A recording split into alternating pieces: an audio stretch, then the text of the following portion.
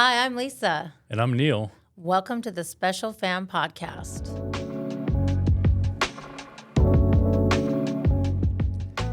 Today we're talking about our first date and how we went out, how it all happened.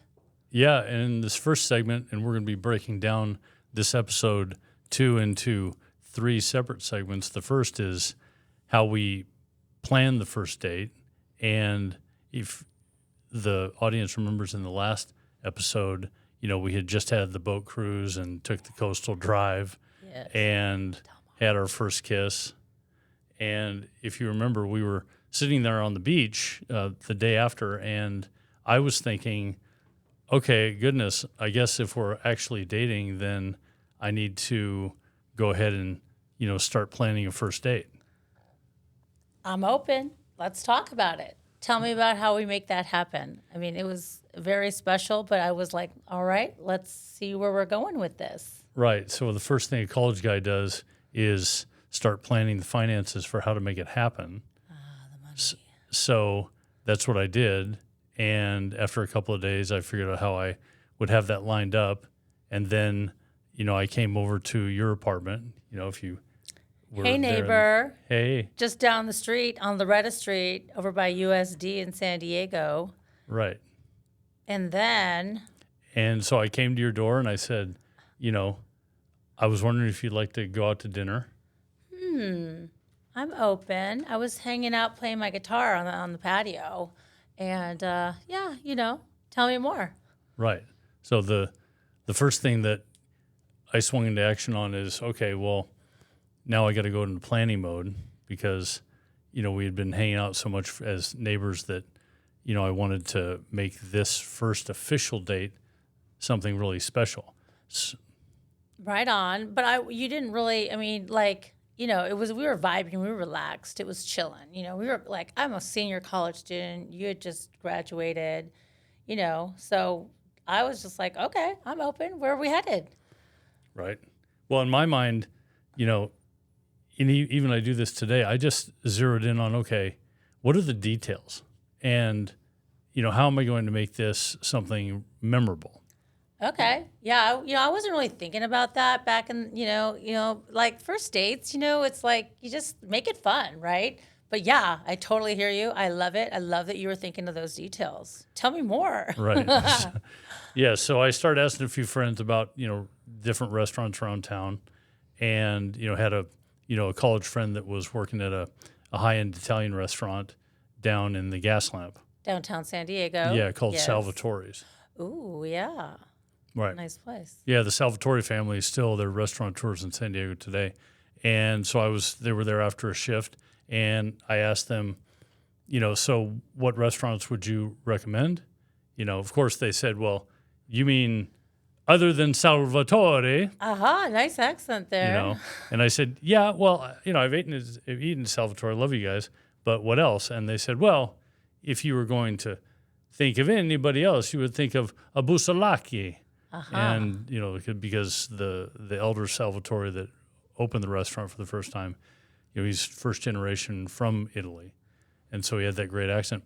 So I said, well, tell me more about that place. And, what's the pricing? Something that you always ask. Right on. But Salvatore's, you didn't want to go there. You were thinking, like, ask these guys maybe another place. Weren't they saying, well, why don't you come to our restaurant? Yeah. But I was thinking something where there would be more, options to walk around, like after dinner or something. Yeah. So this maybe Salvatore's was maybe later on down, maybe second, third date, perhaps downtown Gas Lamp.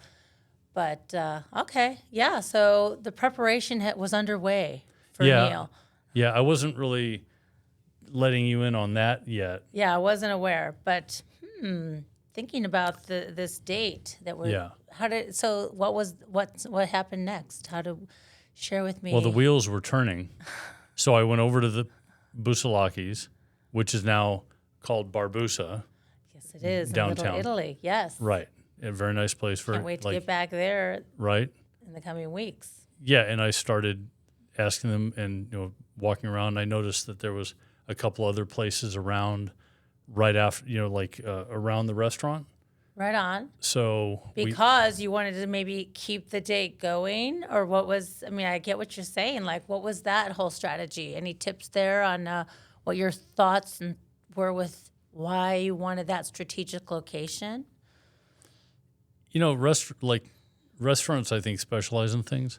And I always like to have like a really good meal, but then maybe get a second place for Dessert. dessert. Right. Like, if you want to keep the vibe going, you got to have part two, right? So little did I know that dessert was in the agenda, but this was part of the master plan of Neil, right?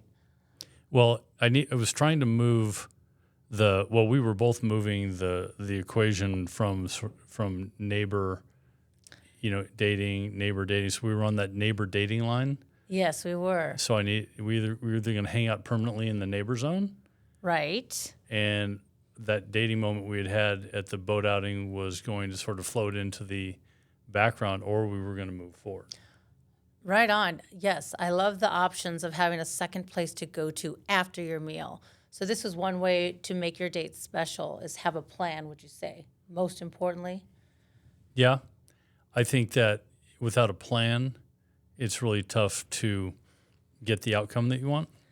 And a thoughtful plan. I think it's important, like for us, when we were dating, I mean, you thought this through, and I liked that. I thought that was really special, and that sets you apart, is that when a person is thoughtful and takes time to make it special, that says something.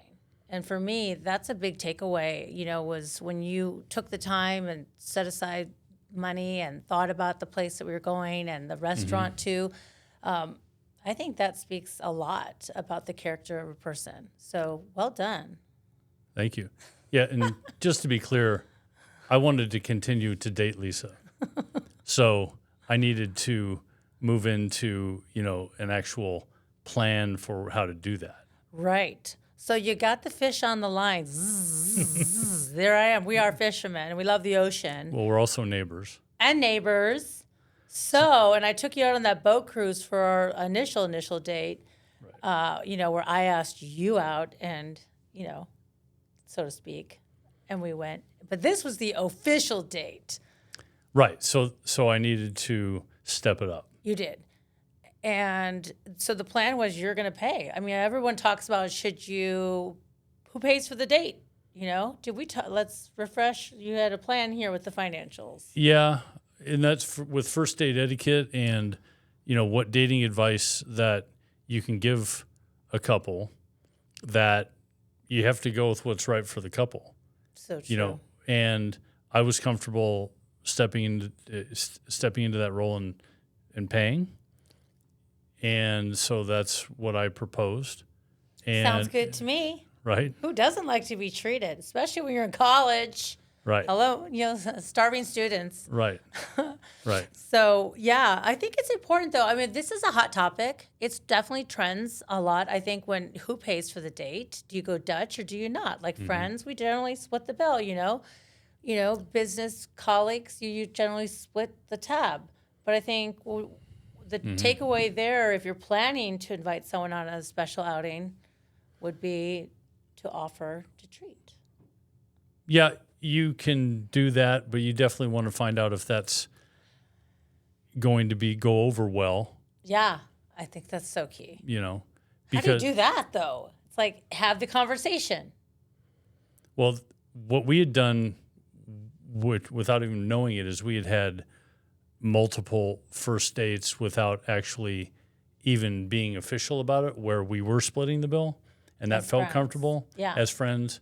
But then we were all of a sudden more than friends. And so, a traditional move like paying the bill never hurts. And right. as long as you don't make it the issue of the date. Well, and it kind of sends a message too. I think whoever is paying, it says, hey, I'm going out of my way, and Right. Here we go. This is a treat. Right. And I don't know. I think it really just sets the tone for the relationship too. Is that, somebody's treating me to something? Do I have to return the favor, or how do you deal with that too? I think that's a really important topic that you should have the conversation. Like, oh, you're going to pay this time, am I paying next time? Or no, this is a date and I'm treating with no strings attached. This is my treat to Right. you. Would you say Yeah, that's good advice, or what are your thoughts? I think it's great advice. I think that if you are unsure, then you can offer to split. Have the And- conversation. Yeah, it's a safer move to offer to split than it is to say, I'm paying. But Right. Let the person say, "Oh no, oh okay," or you can find out their vibe of what their expectation are Right. by presenting it that way. correct. Right That's that's my take. I don't know what yours is. Yeah, I actually think that's the best way to do it is present the question in a conversation and just feel it out. Right. Because every relationship's different, and maybe checks in the mail, maybe the paycheck's not there, the finances, you just got to feel it out, And so I think the way you did it there with inviting me was very special, and I was impressed, and I think it's important that when you do invite someone on a date, that if you're offered and you're all on the same page, to treat with no strings. Let the person know, this is my treat to you. This is a date. Right. And I suppose you'll know right away in that moment if that's not well received because the other person's going to say either, yes or no, or actually I would be more comfortable with.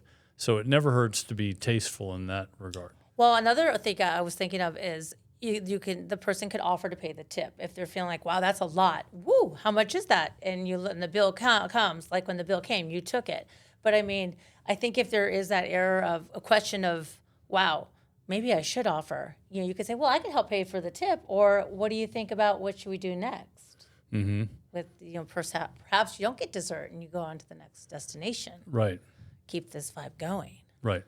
So, Because you want to differentiate between conquest and date.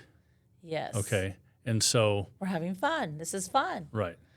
And we're enjoying ourselves, and we want to keep it going. And I think that's what's fun about what you did with Busalakis is that we had a wonderful dinner. It was amazing. You paid the tab. We dressed, casual but classy, and then we kept it going with the dessert. Yeah. And that kept it going, kept the vibe exciting. So well done. Well, but making a date special is about the planning, but it's also about the forethought, and it's these little checks and balances that if we really are thinking back, like if we're in that present moment, the truth is we were checking and balancing all the way up to the date. Right on. And Yeah. so that in our case, we were on the same page. Yeah, and I think having the dessert afterward gives the both parties the opportunity to say, "Oh, you know what? I'm full. I'm tired. Let's rain check," or you going to keep it going.